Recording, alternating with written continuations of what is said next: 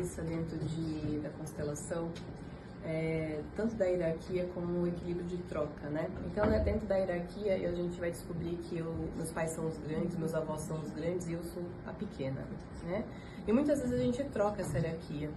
E quando eu troco, né, se a gente pensar numa linha do tempo, os meus pais me tornam pais quando eu nasço.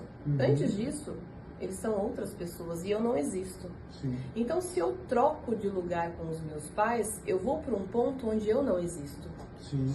Então, não tem como me reconhecer lá.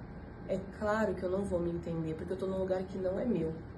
Então, uma das primeiras coisas que a gente precisa nesse autoconhecimento, na constelação a gente trabalha muito, é onde é o seu lugar.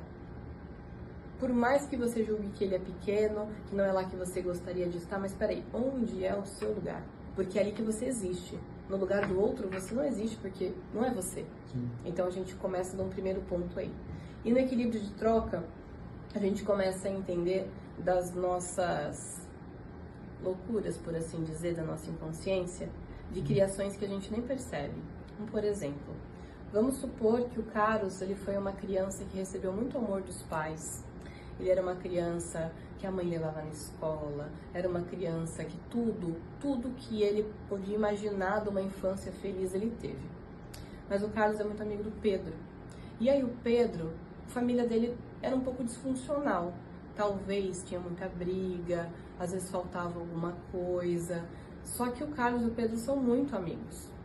Em determinado momento da sua vida, você pode criar uma dívida com relação ao Pedro e uma vergonha de ter uma família tão boa que te ama tanto.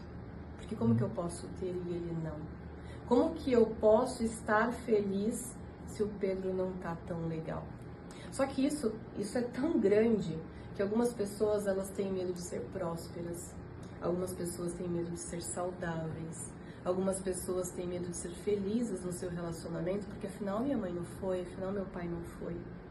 E aí eu carrego uma dívida oculta, em que sempre vai haver uma sabotagem no meio do meu caminho, porque essa dívida ela é inconsciente. Eu nem sei que isso existe. Eu nem sei que isso existe.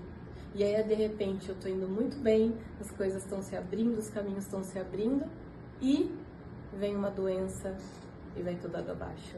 Vem um acidente, vem uma catástrofe, porque afinal, tem uma dívida a ser paga.